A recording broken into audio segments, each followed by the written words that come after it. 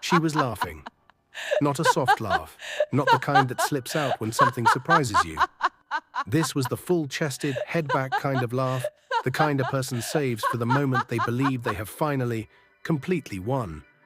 The courtroom in Newport Beach, California, smelled like cold air conditioning and expensive perfume. Marble floors, tall ceilings, the kind of room that makes ordinary people feel small.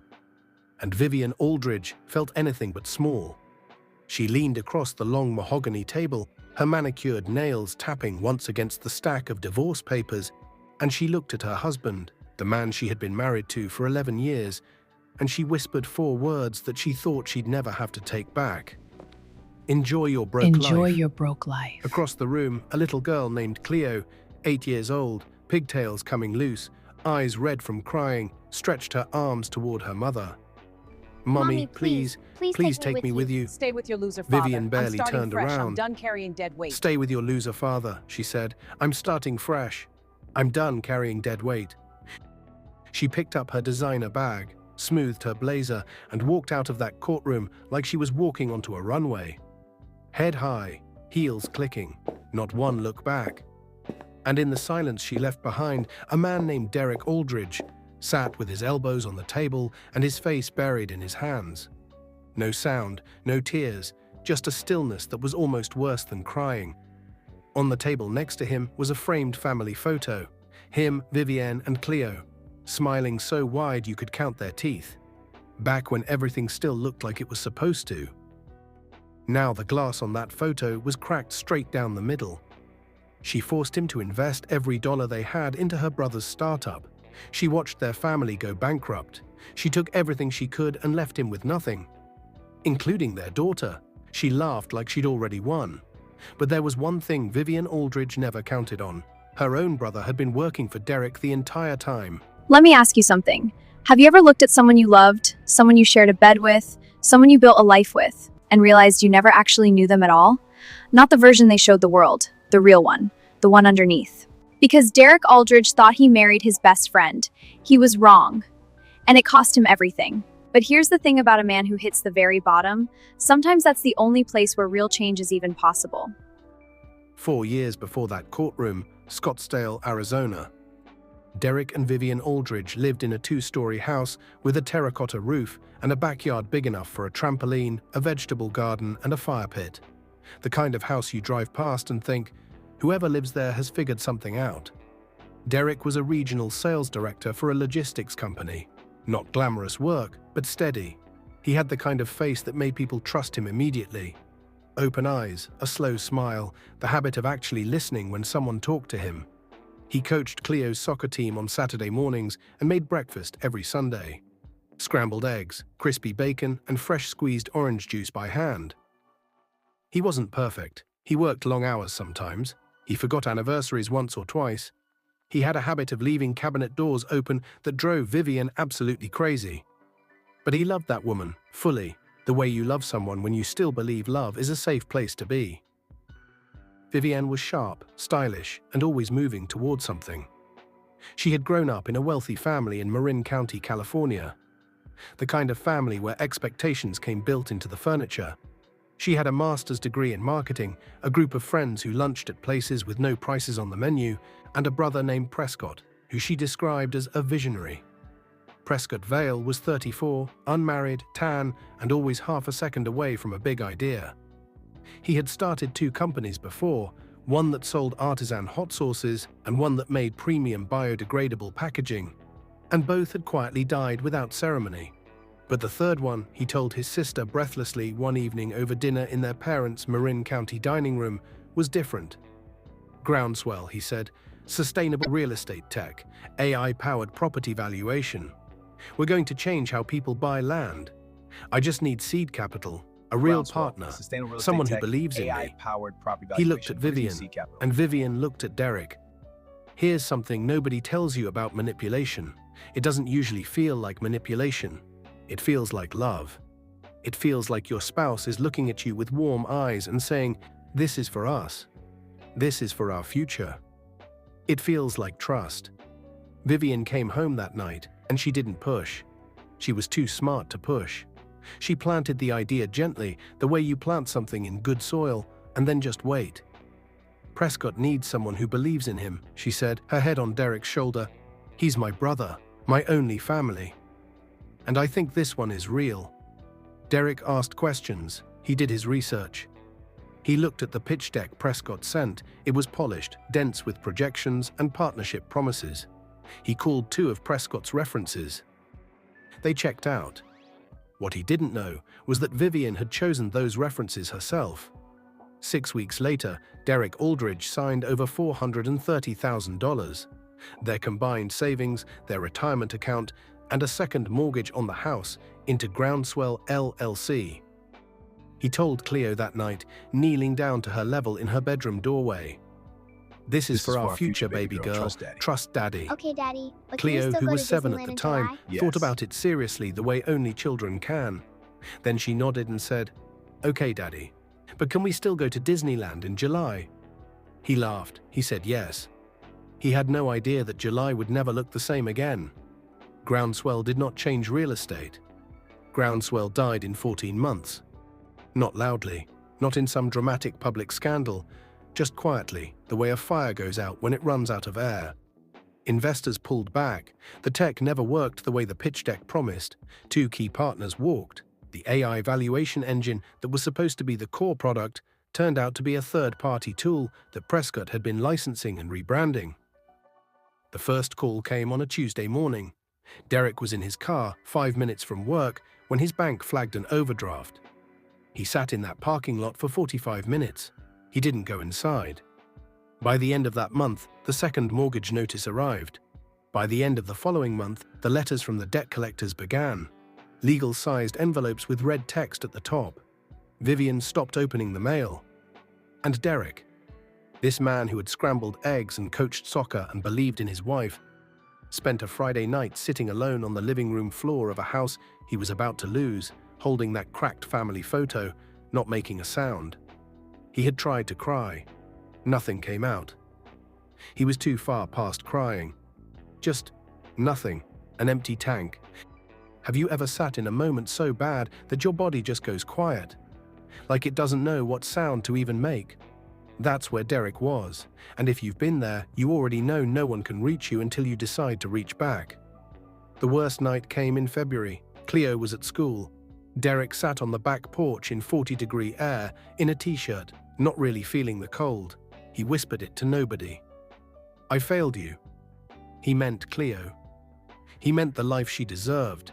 He meant the Disneyland trip they never took. He didn't hear the back door slide open, didn't hear the small footsteps. But then a small, warm hand pressed flat against his back, and Cleo said, with more seriousness than any 8-year-old should have to carry, "You didn't fail, Dad. She did." He turned around and looked at his daughter's face, and something cracked open in his chest. Not the breaking kind of cracking, the other kind, the kind that lets the light back in.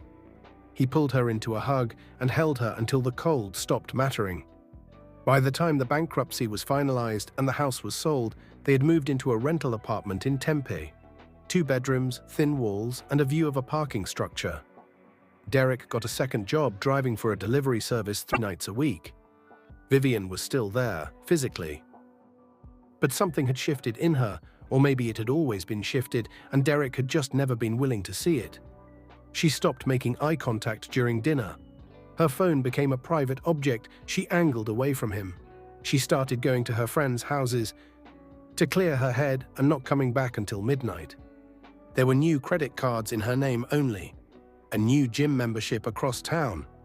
Prescott came by the apartment exactly once in those first 3 months. He brought groceries, 2 bags, left them on the kitchen counter without saying much, and barely made eye contact with Derek. Vivian didn't even thank him. She was on her phone the whole time. Something about the way Prescott moved through that apartment bothered Derek. He couldn't name it yet. The man looked tense, like someone waiting for a verdict. The reveal came on a Wednesday, and it came sideways. Derek had taken Cleo to her piano lesson on Camelback Road. He was supposed to be gone 2 hours, but the teacher called in sick, and they came home early. He heard Vivian's voice through the bedroom door before he even got his keys out of the lock. She wasn't on the phone. She was video calling, and the man on screen wasn't Prescott. Derek stood in the hallway. Vivian didn't see him. "I was planning to leave him even before all this bankruptcy stuff started," she said, laughing softly. "As soon as I get whatever's left from this settlement, we're gone. It was always just a matter of timing."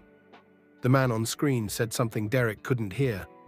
Vivian laughed again. He had no idea. He still doesn't. Derek stepped back. His foot hit the wall. He barely felt it. He was not shocked, and the fact that he was not shocked, was the worst part. Because somewhere underneath everything, a part of him had already known, had been knowing, had been quietly refusing to look directly at the thing he already understood. He went to the kitchen, poured himself a glass of water, stood there drinking it like it was something he had to concentrate on. When Vivian came out of the bedroom, she looked mildly startled to see him. "I thought you'd be gone longer," she said. "The lesson was cancelled," he said. A pause. Two people standing in a kitchen that used to belong to them, in an apartment neither of them chose, looking at each other like strangers who have accidentally been assigned the same bus seat. "I heard you," he said, quietly, without anger, just a fact. Vivian didn't say anything. That night, Derek sat on the edge of Cleo's bed after lights out. She wasn't asleep. Neither of them pretended she was. "Your mom and I aren't going to stay together," he said. Cleo was quiet for a long time. Then she said, "I know, Dad." Another long silence. "I want to stay with you," she said. Derek's throat tightened. He didn't trust his voice for a few seconds. "I'm not going anywhere," he finally said. Cleo reached out and took his hand and said, with a certainty that belonged to someone much older, "Then we don't need her. You're the one who's always been here for me." And Derek Aldridge, sitting in a dim apartment in Tempe, Arizona, with debt still hanging over him like weather, felt something settle inside him. Not fixed, not healed, but settled on it. Like a man who has finally decided to stop drowning and start swimming. Vivian filed for divorce in March. She hired Claudette Ford, one of the most expensive family law attorneys in Scottsdale. And she walked into every consultation meeting like someone who had already been told the outcome.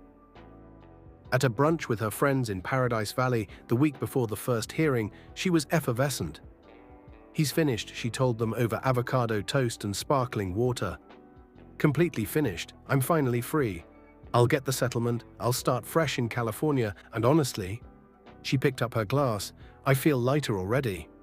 Her friend Tatum, who had never fully trusted Vivian but had been in her orbit for years, the way small objects get caught in a current, smiled carefully and said nothing. "You're not worried about Cleo?" Tatum asked. Vivian waved a hand.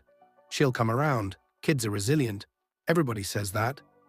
Tatum nodded. But later, sitting in her car in the parking lot, she would text her husband, "I don't think Vivian knows what she's actually lost." Prescott came to visit the week of the divorce hearing. He sat across from his sister at her kitchen table while she organized documents into labeled folders. He was quieter than usual. He kept looking at a framed photo on her counter, the same cracked family photo which Vivian had inexplicably brought along when she moved out of the marital apartment. The glass was still cracked. She hadn't replaced it. She hadn't thrown it away either. "Are you sure about all of this?" Prescott asked. Vivian didn't look up. "We did it, Prescott. We finally got here. This is what we planned." Prescott's jaw tightened, just slightly, just enough for anyone paying attention to notice. "Yeah," he said, but the word landed flat, like a coin dropped on carpet. Vivian didn't notice. She was too busy labeling her folders. When we left Derek Aldridge, he was standing in a Tempe apartment with his daughter's hand in his and a quiet kind of decision settling in his chest. Not revenge, not rage, something quieter than both of those things. Vivian had already filed for divorce. Her lawyer, the expensive one, had already built a case designed to leave Derek with nothing. The argument was clean. The bankruptcy was mutual, the assets were gone, and Vivian had her own career history and earning potential. She wanted a settlement from whatever Derek could pull together from the sale of the marital home, plus primary custody of Cleo. Vivian had told her friends she was untouchable. She used that word specifically, untouchable. And she believed it, fully, with both hands. Here is the thing about people who believe they are untouchable. They stop watching the room. They stop noticing the small things, the hesitations, the silences, the way someone's eyes move when they're carrying a secret they haven't decided what to do with yet. Vivian had stopped watching Prescott. She should not have done that. Let's go back. All the way back to 8 months before that courtroom. Prescott Vale was not a bad man. That's the complicated part. He was not a villain who had planned this from the beginning. He was a weak man who had let his sister pull him into something he didn't fully understand until he was already inside it. And by then, the door had closed behind him. He had genuinely believed in groundswell at first. The pitch was real to him. The projections felt possible. He had sold his sister on it with the full conviction of someone who had not yet learned the distance between a great idea and a working business. When groundswell collapsed, Prescott sat with the wreckage alone for 3 weeks before he called anyone. He sat in his apartment in San Francisco, looking at the numbers, looking at the emails he'd sent to Derek full of projections that never materialized, looking at his own name on documents that had cost his brother-in-law everything. He couldn't sleep. He stopped eating regularly. His friend Rowan, a quiet, methodical man who had known Prescott since college, came over one night and found him sitting in the dark at his kitchen table and said simply, "Tell me what happened." Prescott told him everything. Rowan listened without interrupting. When Prescott finished, Rowan was quiet for a long moment. Then he said, "What does your sister know?" "She knows it failed," Prescott said. "She's not upset about Derek. She's upset that the plan didn't move fast enough." Rowan frowned. "What plan?" And Prescott told him the rest. Because here is what Derek had never known, what nobody outside of Vivian and Prescott had known. Vivian had approached her brother 2 years earlier with a proposition, not about groundswell, about Derek. "I want out," she had told Prescott. "But I don't want to leave with nothing. I need a reason, something financial, something that looks like his fault." Prescott had stared at her across a restaurant table in Marin County and said, "Viv, you can't be serious." "I'm always serious when I'm smiling," she'd said. The plan, as Vivian laid it out, was simple. Prescott would develop a real business. Not a fake one, a real one, something that could attract legitimate interest, and Vivian would convince Derek to invest. When the business failed, because Vivian had built in conditions that would make failure certain, Derek would be bankrupted. He would look like the man who had made bad decisions. She would file for divorce as an injured party. She would take the settlement and leave. "And what do I get?" Prescott had asked. "I pay off your last startup's debts," she'd said, "and I give you a clean cut. You start over." Prescott had said yes. He had been drowning in debt, and his sister had thrown him what felt like a rope. He said yes, and he spent 2 years hating himself for it. When Rowan heard all of this, he was very still for a very long time. Then he said, "You need to fix this." "I can't fix this," Prescott said. "It's already done." "You can't fix the bankruptcy," Rowan said, "but you can make sure she doesn't walk away clean." That was the conversation, that was the moment. And from that night forward, Prescott Vale began keeping records. He documented everything. Every text message between him and Vivian discussing the plan, every email, every voice memo. He dug back through 2 years of communication and compiled it into a folder on an encrypted drive. He contacted a lawyer. Not his sister's lawyer, not anyone connected to their family. A quiet family law attorney named Emmett Barfield in Phoenix, who had a reputation for hating exactly the kind of case Prescott was about to describe. Then Prescott did something that cost him real sleep. He called Derek. Derek had just put Cleo to bed. He was standing at the kitchen counter eating leftover rice from a container when the call came in. He almost didn't answer. But something, some instinct he couldn't name, made him pick up. "It's me," Prescott said. "I need to tell you something, all of it, and I need you to let me finish before you say anything." Derek set down the container, pulled out a chair, sat down. "Go ahead," he said. Prescott talked for 40 minutes. He didn't soften anything. He didn't frame himself well. He told the truth the way you tell the truth when you've been carrying it too long, and it started to bend you, all at once, without pausing to arrange it. When he finished, the line was silent. "Derek." "Nothing." "Say something." Derek's voice, when it finally came, was very low and very flat. "How long have you had all of this?" 8 months, Prescott said. Another silence, longer this time. "Why now?"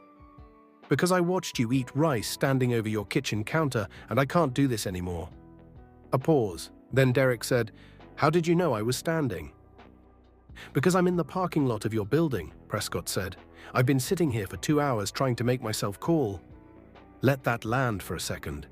The man who helped destroy Derek's life drove to his apartment, sat in a parking lot for 2 hours, and then called him from 40 feet away.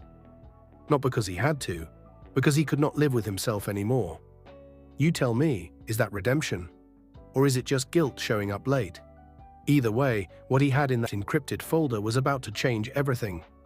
Emmett Barfield had been practicing family law in Phoenix for 22 years. He had seen fraud cases, hidden asset cases, and staged abandonment cases. But he looked at the folder Prescott handed him and was quiet for a full minute before he spoke. "This is premeditated financial coercion," he said. "Potentially criminal, definitely relevant to the divorce proceedings." "Can we use it?" Derek asked. "In family court? Yes. In a way that affects the settlement, custody, everything? Absolutely." Emmett looked at Prescott. "And you'll testify to all of this?"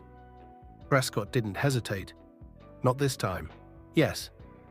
Derek's previous lawyer, a decent but underpowered man named Clifton who had mostly specialized in contract disputes, stepped aside. Emmett Barfield took over.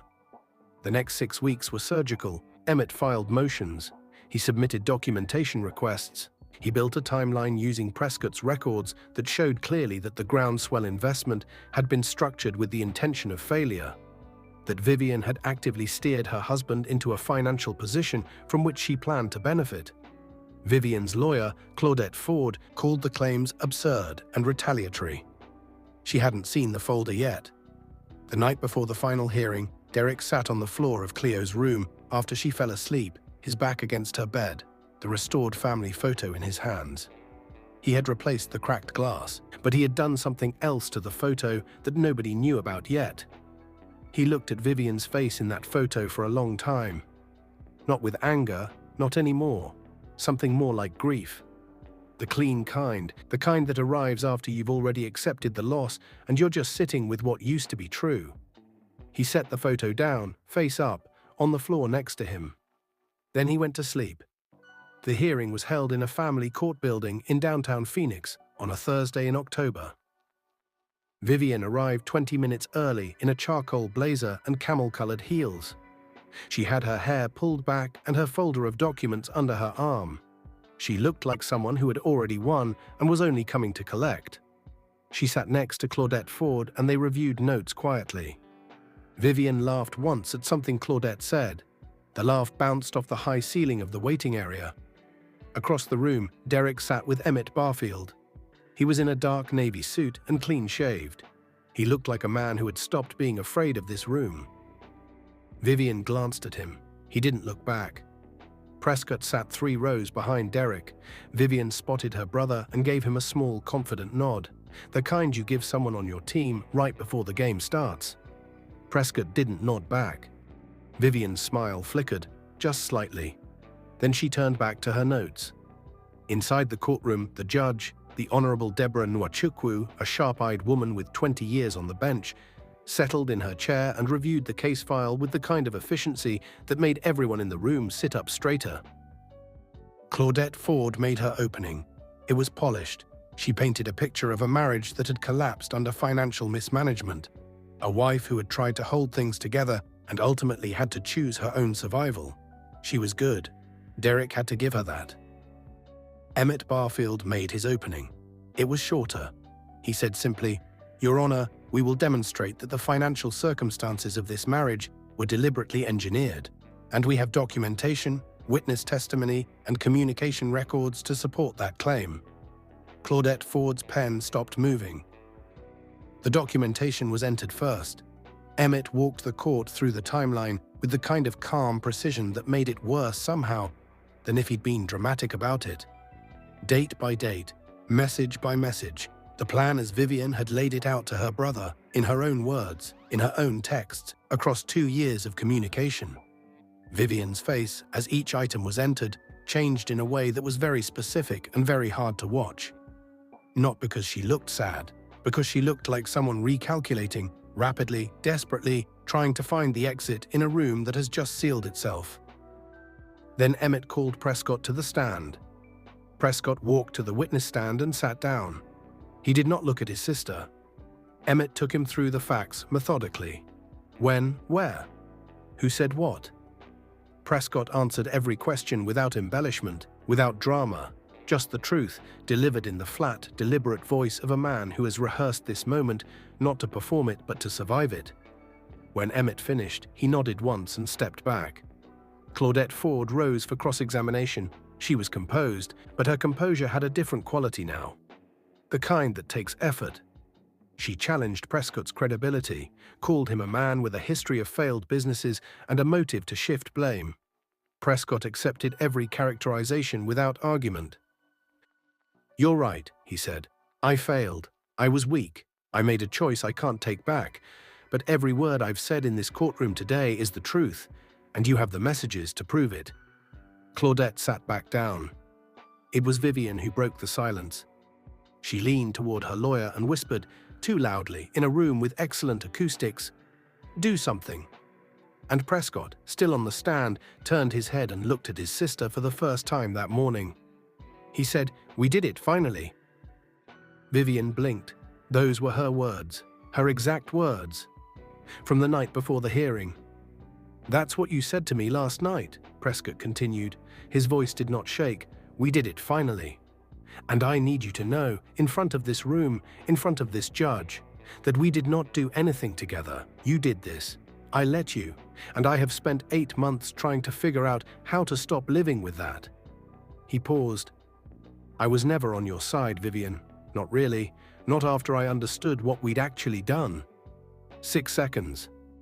That is how long the courtroom was completely silent. Vivian did not move. Her mouth opened slightly. Her eyes, those sharp, confident eyes that had never once looked uncertain in 11 years of marriage, moved from Prescott's face to the judge's face to Derek's face and found nothing that helped her. The smile was gone, not faded, gone like a switch. What replaced it was something rawer and smaller. The face underneath the face, the one she had kept so carefully hidden that perhaps even she had forgotten it was there. She looked for the first time in a very long time like someone who did not know what came next.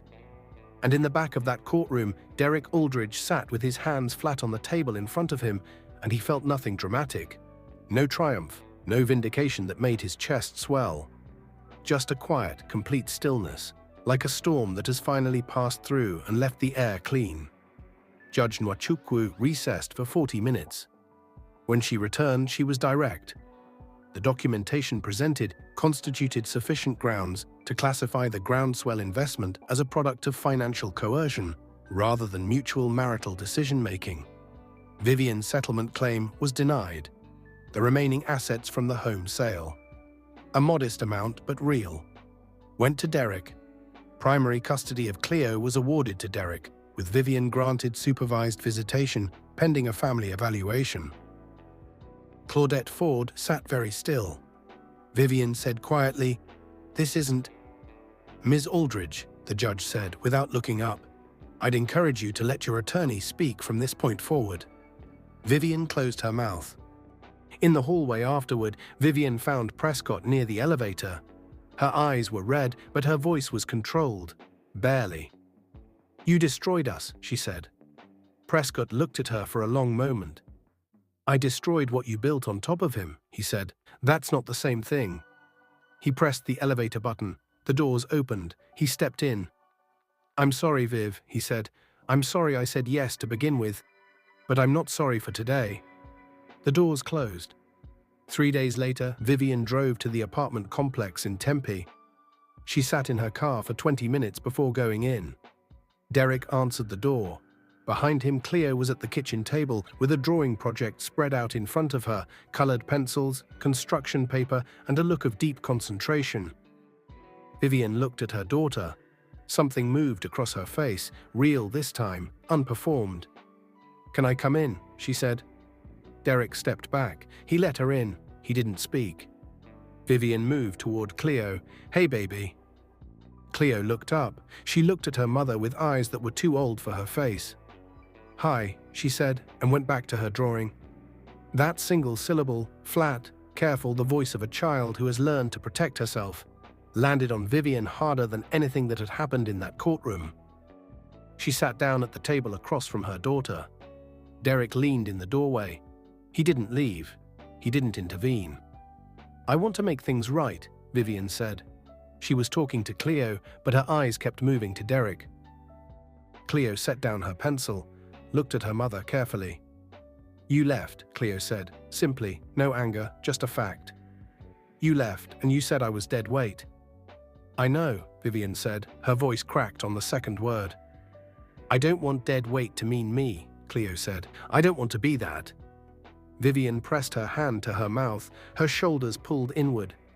And the woman who had walked out of a courtroom with her head high and her heels clicking, who had sat at brunch and said, "I'm finally free," folded quietly at a kitchen table across from her 8-year-old daughter and cried. Not the performance kind, the real kind. Later, after Vivian had gone, Cleo found her father on the back porch. He was sitting in the same chair where 8 months ago he had whispered, "I failed you," into the cold air. She sat next to him. They looked at the parking structure together for a while. "Is she going to be okay?" Cleo asked. "I don't know," Derek said, and then, because his daughter deserved honesty more than comfort, "That's something she has to figure out herself." Cleo thought about that. "Are we going to be okay?" He looked at her, this girl who had pressed her hand flat against his back in the cold. "Who said you didn't fail, Dad?" Who had held his hand in the dark and told him they didn't need anyone who didn't choose them. "Yeah," he said, "we really are." He went inside and got the framed photo from the shelf, the one he had replaced the glass on. He had done something to it that nobody had noticed in court. He had taken the photo to a print shop and had it cropped, carefully, cleanly. The new version had 2 people in it. Him, Cleo, grinning at something off camera. Neither of them is looking at the lens. He set it back on the shelf. It looked right. For the first time in a long time, it looked exactly right.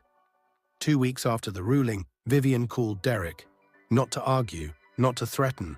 She asked if they could talk. He said yes. They met at a coffee place in Scottsdale, neutral ground, public and quiet.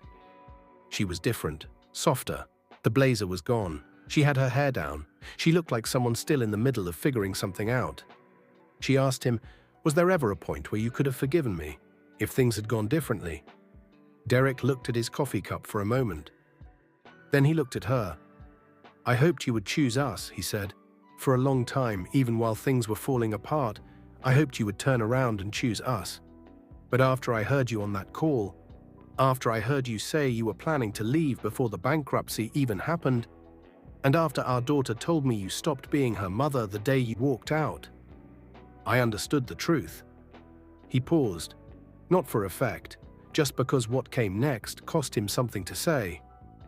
"Even if you had stayed loyal, even if Prescott had never come forward, I was never going to let you rebuild in the same house with us again. This fresh start was always for me and Cleo without you. Not because I hate you, because we deserve something that isn't built on a lie." Vivian looked at her hands. "I know," she said. Those 2 words, the same ones Cleo had said at the kitchen table. Maybe it was the only honest thing all 3 of them ever shared. The months that followed were not easy. Nobody who tells you rebuilding is easy has ever actually done it. Derek picked up a regional director role with a supply chain firm in Phoenix. A step down from what he'd had, but stable. He kept the delivery shifts for 2 months, then let them go when the new job steadied out. He and Cleo moved into a small house in Chandler, 2 bedrooms, a backyard with a real lawn, and neighbors who waved. He coached Cleo's soccer team again. Saturday mornings, orange slices at halftime, one very loud parent named Whitley who needed to be told twice to stop yelling at the referee. He made scrambled eggs on Sundays, crispy bacon, fresh orange juice squeezed by hand. Some things you rebuild exactly the same, and they taste better the second time. Prescott moved back to San Francisco. He started a small consulting firm, real work, hourly rates, and no grand projections. He called Derek once a month, not to be forgiven, just to check in. Derek always picked up. Vivian completed the family evaluation and began supervised visits with Cleo. The first 3 were stiff and careful. By the 4th, Cleo brought her drawing supplies. It was a start. Some doors close and some crack back open, just a little. The ones that crack open are the hardest to know what to do with. Derek left that one to Cleo. She was old enough to choose. Sometimes the strongest thing a person can do is not revenge. It's the rebuilding. It's deciding that the person who tried to make you a ruin does not get to define your foundation. Derek Aldridge lost his savings, his house, his marriage, and nearly his sense of himself. What he kept was his daughter. What he built back was everything else. And the photo on his shelf? 2 people, grinning, not looking at the camera, living. She forced the bankruptcy. She abandoned her daughter. She lost everything. Here is what this story actually teaches us beneath all the drama. Loyalty without boundaries is not loyalty. It's a liability. Prescott said yes to his sister because she was family. And that one word, family, became the most expensive word of his life. Being related to someone is not a reason to help them harm someone else. Full stop. The truth has terrible patience. Vivian spent timeline and 2 years engineering a plan she believed was airtight. She controlled the variables, the timeline, the story. But she could not control what her brother chose to do when he was alone with his conscience in the dark. The truth does not chase anyone. It simply waits. And it is almost always still there when the dust clears.